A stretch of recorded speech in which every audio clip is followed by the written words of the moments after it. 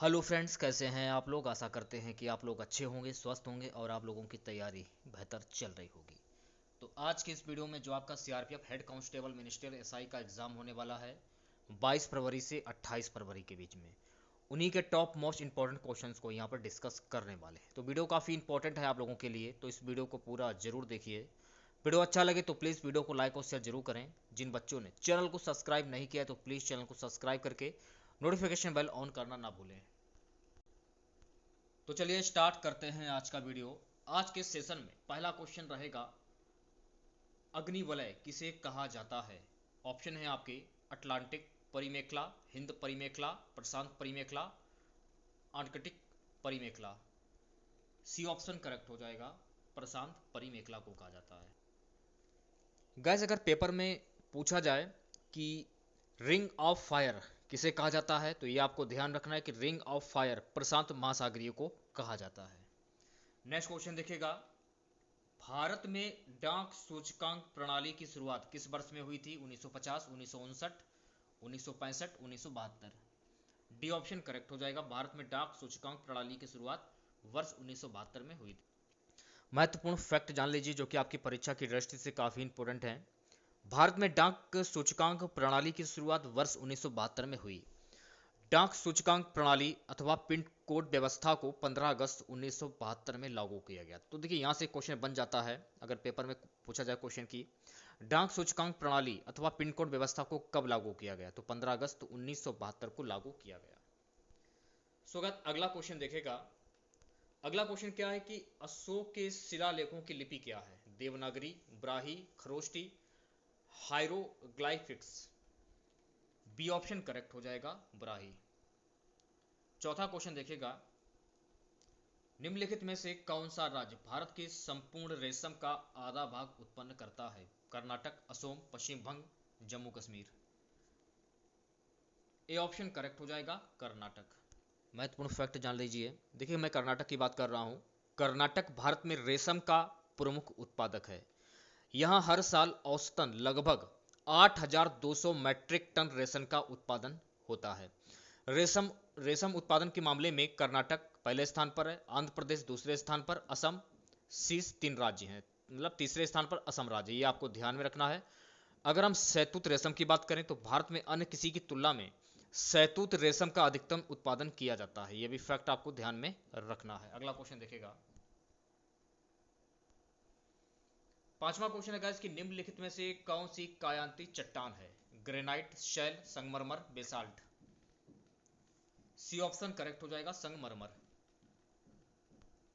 Next question देखिएगा guys, Sindhi को किस संवैधानिक संशोधन द्वारा संविधान की 8वीं अनुसूची में शामिल किया गया। सिंधी को किस संवैधानिक संशोधन द्वारा संविधान की 8वीं अनुसूची में शामिल किया गया। सही जवाब हो जाएगा ऑप्शन ए, 21वां। महत्वपूर्ण फैक्ट जान लीजिए, सिंधी भाषा को 1967 के 21वें संशोधन अधिनियम द्वारा 8वीं अनुसूची में जोड़ा गया। ये फैक्ट आपको ध्यान में रखना है। संविधान की 8वीं अनुसूची में मूल रूप से 14 भाषाओं को शामिल किया गया है। तो अगर पेपर में पूछा जाए कि संविधान की 8वीं अनुसूची में मूल रूप से कितनी भाषाओं को शामिल किया गया है, तो 14 भाषाओं को शामिल किया गया। ये आपको ध्यान में रखना है। अगर हम बात करें 92 संशोधन की, तो 92 संशोधन ने 2003 में बोडो, डोंगरी, संथाली और मैथिली को जोड़ा गया, जिसमें भाषाओं की कुल संख्या 22 हो गई है। यह भी आपको ध्यान में रखना है। अगला क्वेश्चन देखिएगा, विश्व के किस महाद्वीप में आदिम जातियों की सर्वाधिक जनसंख्या पाई जाती है। Asia, Europe, Africa, Australia. C option correct हो जाएगा, अफ्रीका। अगला क्वेश्चन, पृथ्वी के वायुमंडल का कितना प्रतिशत भाग 29 किलोमीटर की ऊंचाई तक पाया जाता है। 29%, 57%, 76%, 97%। तो डी ऑप्शन करेक्ट हो जाएगा, 97%। नवा क्वेश्चन देखिएगा गाइस, भारत में जूट का सर्वाधिक क्षेत्रफल है। असम राज्य में, पश्चिम बंग राज्य में, बिहार राज्य में, मेघालय राज्य में। बी ऑप्शन करेक्ट हो जाएगा, पश्चिम बंग राज्य में। महत्वपूर्ण फैक्ट जान लीजिए, भारत के पश्चिम बंगाल में सर्वाधिक क्षेत्रफल पर जूट बोया जाता है। भारत का जूट उत्पादन विश्व में प्रथम स्थान पर है। इसके बाद क्रमशः बांग्लादेश एवं चीन का है। जबकि भारत में पश्चिम बंगाल 60% का प्रथम, इसके बाद क्रमशः बिहार व उड़ीसा का है। यह भी फैक्ट आपको ध्यान में रखना है।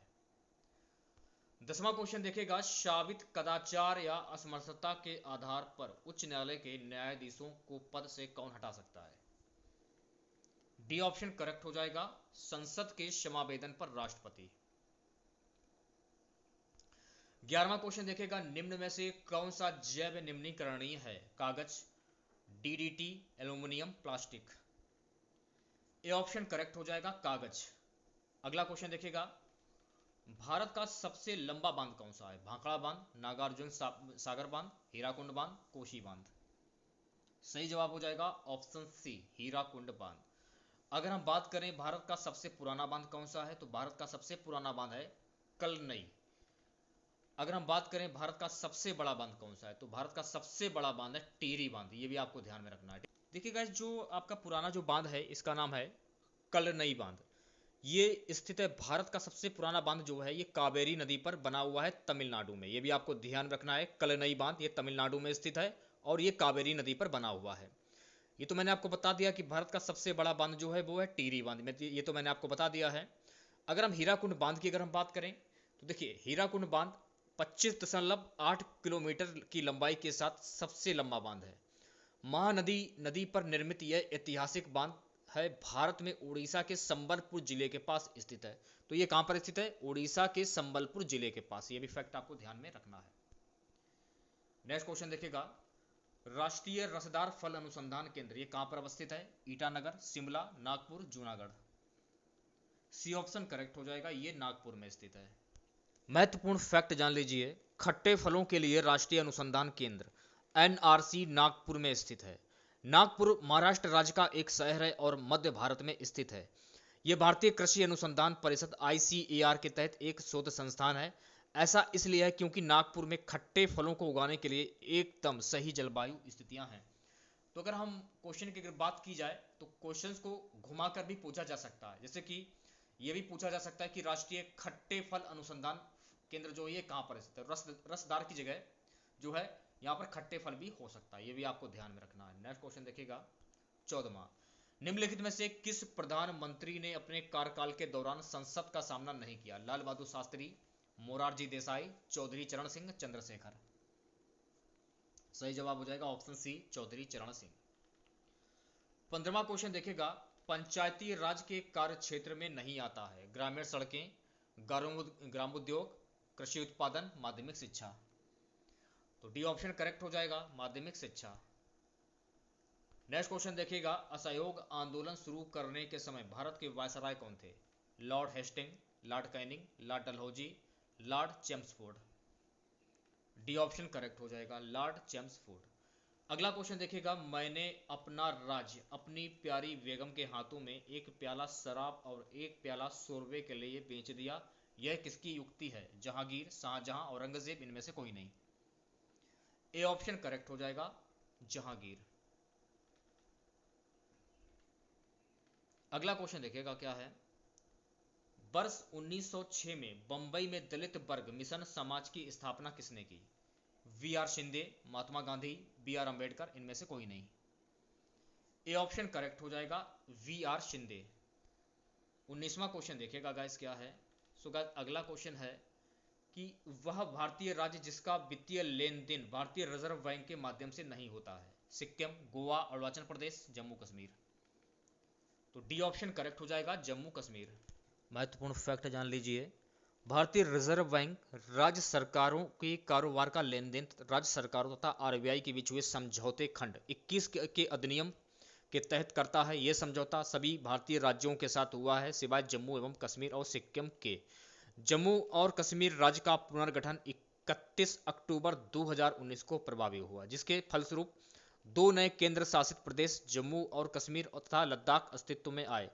दिसंबर 2019 में RBI ने जम्मू और कश्मीर केंद्र शासित प्रदेश के लिए J&K बैंक को लीड बैंक तथा लद्दाख हेतु SBI को लीड कॉन्वर्ट बैंक नियुक्त किया। यह भी आपको ध्यान में रखना। नेक्स्ट क्वेश्चन देखिएगा, अगला क्वेश्चन है गाइस कि गुरु नानक का जन्म 1469 ईस्वी में कहां पर हुआ था? तलवंडी, ननकाना, मुल्तान, अमृतसर, रोपड़। सही जवाब हो जाएगा option A, Talwandi Nankana.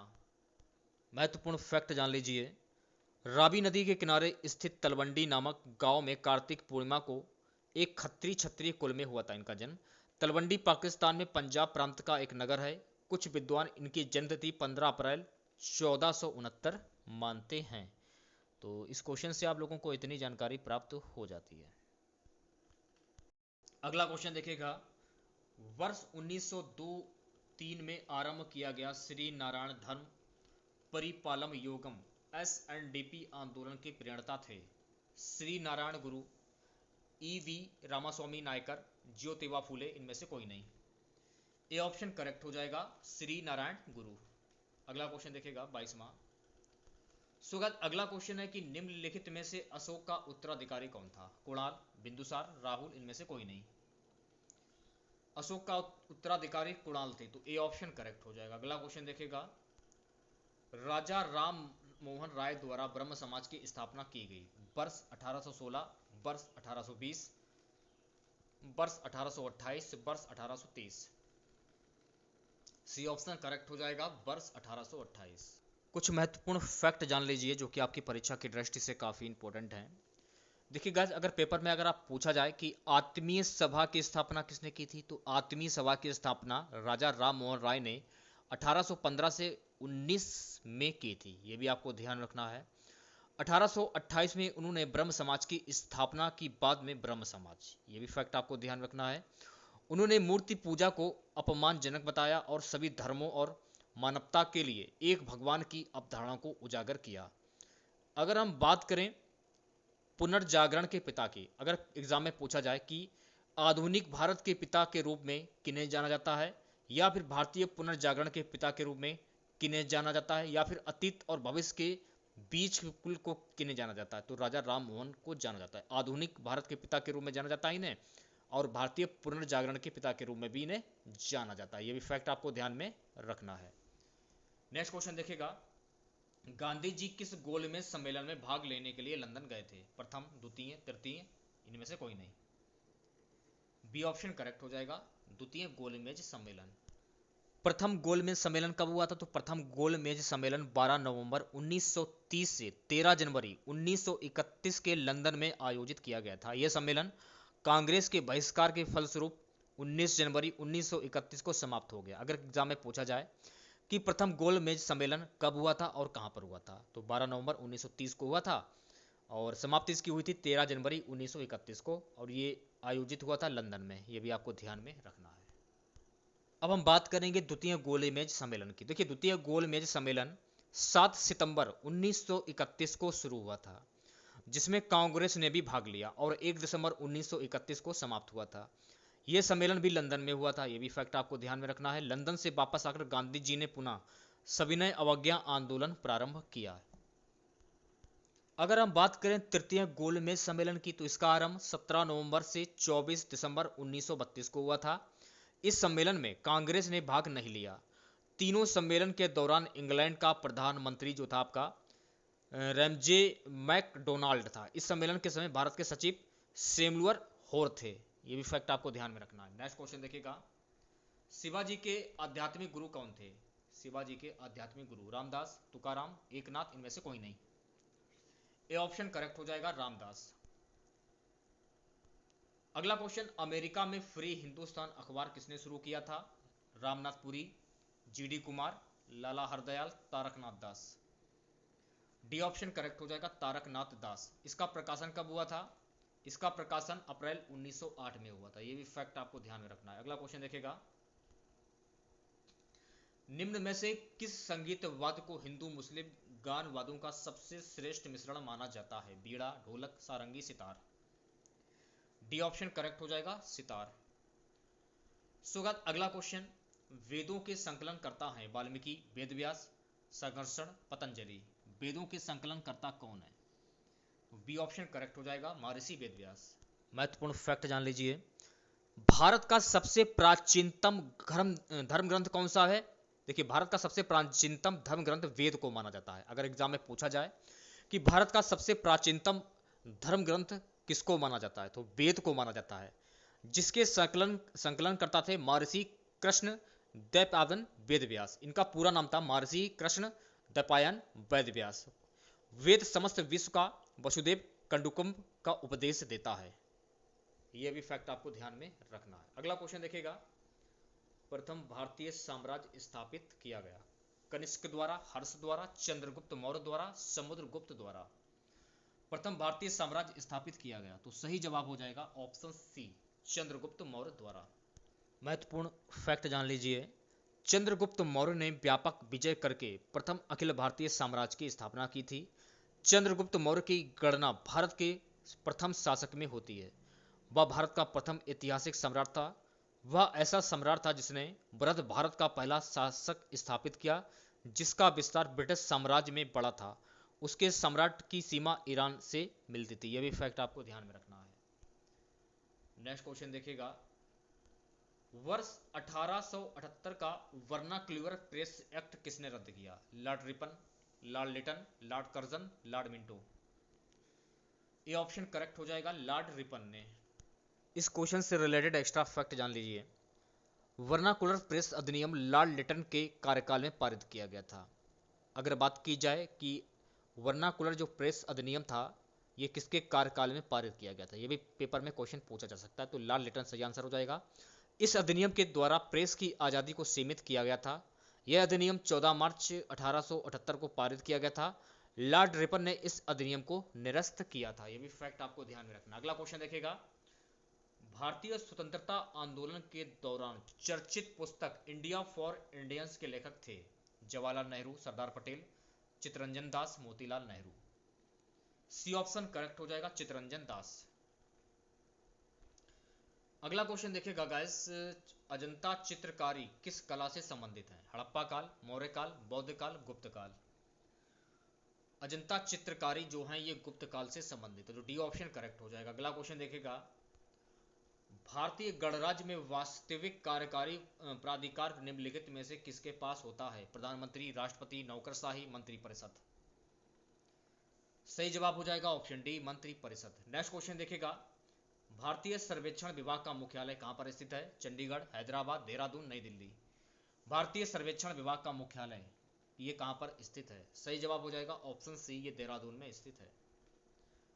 So guys next question, Bharat में न्यायिक पुनरीक्षण की शक्ति का प्रयोग किया जाता है केवल सर्वोच्च न्यायालय द्वारा, सर्वोच्च न्यायालय तथा उच्च न्यायालय द्वारा, भारत के क्षेत्र में सभी न्यायालयों द्वारा, भारत के राष्ट्रपति द्वारा। ये ऑप्शन करेक्ट हो जाएगा केवल सर्वोच्च न्यायालय द्वारा। अगला क्वेश्चन देखिएगा, विश्व में सबसे शुष्कतम मरुस्थल कौन सा है? आटाकामा, कालाहारी, सहारा, थार। ये ऑप्शन करेक्ट हो जाएगा आटाकामा। अगर हम बात करें विश्व में सबसे बड़ा मरुस्थल कौन सा है, तो विश्व का सबसे बड़ा मरुस्थल है अंटार्कटिका। ये भी फैक्ट आपको ध्यान में रखना है। अगला क्वेश्चन, ब्लैक पगोड़ा के नाम से कौन सा मंदिर प्रसिद्ध है? कोणार्क का सूर्य मंदिर, मातंड का सूर्य मंदिर, मोधरा का सूर्य मंदिर, या फिर होयसलेश्वर का मंदिर। तो सही जवाब हो जाएगा इस क्वेश्चन का ऑप्शन है कोणार्क का सूर्य मंदिर। महत्वपूर्ण फैक्ट जान लीजिए, कोणार्क में स्थित सूर्य मंदिर को ब्लैक पगोड़ा के नाम से जाना जाता है। कोणार्क सूर्य मंदिर भारत के ओडिशा राज्य में स्थित 13वीं शताब्दी का एक हिंदू मंदिर है। मंदिर का निर्माण पूर्व गंगा राजवंश के राजा नरसिंह देव प्रथम ने करवाया था। यह भी फैक्ट आपको ध्यान में रखना है। सो अगला क्वेश्चन देखिएगा, पतंजलि का संबंध है योग दर्शन से, सांख्य दर्शन से, न्याय दर्शन से, या फिर वैश्विक दर्शन से? इस क्वेश्चन का सही जवाब हो जाएगा ऑप्शन ए, योग दर्शन से। 39वां क्वेश्चन, संस्कृत में सर्वाधिक प्रभावित द्रविड़ भाषा है? संस्कृत में सर्वाधिक प्रभावित द्रविड़ भाषा कौन सी है? बी ऑप्शन करेक्ट हो जाएगा तेलुगु भाषा। अगला क्वेश्चन, कवि चित्रकार मोलाराम चित्रकला की किस शैली के लिए प्रसिद्ध है? बशोली, गढ़वाल, गुलेर, कागड़ा। बी ऑप्शन करेक्ट हो जाएगा गढ़वाल। ये भी आपको ध्यान में रखना है। क्वेश्चन देखिएगा, देश के लगभग कितने प्रतिशत भूभाग में दूरदर्शन की प्रसारण सुविधाओं का विस्तार है? तो देश के लगभग 82% भूभाग में दूरदर्शन की प्रसारण सुविधाओं का विस्तार है। ये होगा नहीं, ये भी नहीं होगा, ये भी नहीं होगा, ये भी नहीं होगा, तो 82% आपका करेक्ट आंसर हो जाएगा। अगला क्वेश्चन, इलाहाबाद स्थित अल्फ्रेड पार्क किसकी शहादत के लिए प्रसिद्ध है? Ganesh Shankar Vidyarthi, Chandrashekhar Azad, Ram Prasad Bismil, Ashfaq Ulla Khan. B option correct हो जाएगा, चंद्रशेखर आजाद। महत्वपूर्ण फैक्ट जान लीजिए, चंद्रशेखर आजाद पार्क प्रयागराज स्थित ये पार्क महान स्वतंत्रता सेनानी चंद्रशेखर आजाद को समर्पित है, जिन्होंने अंग्रेजी सेना से लड़ते हुए अपने प्राणों की आहुति दे दी। अमर शहीद के सम्मान में पार्क में उनकी मूर्ति स्थापित है। पूर्व में इसे अल्फ्रेड पार्क के नाम से भी जाना जाता है। अगला क्वेश्चन देखेगा। अगला क्वेश्चन है गाइस कि राजनीतिक शब्दावली में शून्यकाल का अर्थ क्या है। सही जवाब हो जाएगा ऑप्शन डी, प्रश्न उत्तर सत्र। विश्व पर्यावरण दिवस ये कब मनाया जाता है? 15 जून, 5 जून, 10 अक्टूबर, 8 मार्च। विश्व पर्यावरण दिवस 5 जून को मनाया जाता है। बी ऑप्शन करेक्ट हो जाएगा। नेक्स्ट क्वेश्चन देखेगा। अगला क्वेश्चन है गाइस कि स्थिर वैद्युत अवक्षेपक का प्रयोग किसे नियंत्रित करने के लिए किया जाता है? डी ऑप्शन करेक्ट हो जाएगा, वायु प्रदूषक। एटीएम किसका संक्षिप्त रूप है? एटीएम किसका संक्षिप्त रूप है? तो automated teller machine. B option correct हो जाएगा। महत्वपूर्ण फैक्ट जान लीजिए, एटीएम जिसे स्वचालित गणक यंत्र भी कहा जाता है, यह एक स्वचालित इलेक्ट्रॉनिक आउटलेट बैंकिंग है जो डेबिट या क्रेडिट कार्ड की मदद से नकदी उपलब्ध करवाता है। जॉन एड्रियन शेफर्ड का इसका आविष्कार माना जाता है। अगर बात की जाए कि एटीएम का आविष्कार किसने किया था, तो एटीएम का आविष्कार एड्रियन शेफर्ड ने किया था। इसका सर्वप्रथम प्रयोग 1967 में लंदन में हुआ था। यह भी फैक्ट आपको ध्यान में रखना है। अगला क्वेश्चन, वर्ष 2011 की जनगणना के अनुसार भारत में बाल लिंग अनुपात कितना है? 927। ये भी नहीं होगा, ये भी नहीं होगा, ये भी नहीं होगा और ये भी नहीं होगा। तो वर्ष 2011 की जनगणना के अनुसार भारत में बाल लिंगानुपात है 919। ये आपको ध्यान रखना है। महत्वपूर्ण फैक्ट जान लीजिए, 2011 की जनगणना में भारत का बाल लिंगानुपात 927 था, जो 2011 की जनगणना में घटकर 919 हो गया। यह आपको ध्यान में रखना है। 0 से 6 वर्ष की आयु में बाल लिंग अनुपात को प्रति 1000 पुरुषों पर महिलाओं की संख्या के रूप में परिभाषित किया गया है। 2011 की जनगणना के अनुसार अरुणाचल प्रदेश में भारतीय राज्यों में सबसे अधिक बाल लिंगानुपात है, यानी 972, जबकि हरियाणा में सबसे कम बाल लिंगानुपात है, यानी प्रति 1000 पुरुषों पर 834। भारत के केंद्र शासित प्रदेशों के बीच अंडमान और निकोबार द्वीप समूह में सबसे अधिक बाल लिंगानुपात है, यानी प्रति 1000 पुरुषों पर 968। ये भी फैक्ट आपको ध्यान में रखना है। अगला क्वेश्चन देखिएगा, पारिस्थितिक तंत्र में ऊर्जा का स्रोत है सूर्य, हरे पौधे, प्रकाश संश्लेषण में पैदा होने वाली शर्करा या फिर एटीपी। ये ऑप्शन करेक्ट हो जाएगा, सूर्य। अगला क्वेश्चन, वह तापमान जिसका पाठ्यांक फ़ारेनहाइट और सेल्सियस दोनों पैमाने पर वही होता है। बी ऑप्शन करेक्ट हो जाएगा, -40 डिग्री। आज का हमारा सबसे लास्ट क्वेश्चन रहेगा, स्टेनलेस स्टील में निम्नलिखित में से कौन सा तत्व नहीं होता है? Iron, tungsten, chromium, nickel. B option correct हो जाएगा, टंगस्टन। तो आज के इस वीडियो में बस इतना ही। आशा करते हैं कि आज का वीडियो आप लोगों को पसंद आया होगा। वीडियो अच्छा लगे तो प्लीज़ वीडियो को लाइक और शेयर जरूर करें। जो भी नए बच्चे हैं, जिन बच्चों ने चैनल को सब्सक्राइब नहीं किया है, तो सभी बच्चे चैनल को सब्सक्राइब करके नोटिफिकेशन बेल ऑन करना ना भूलें। तो मिलते हैं नेक्स्ट वीडियो के साथ। जय हिंद, जय भारत।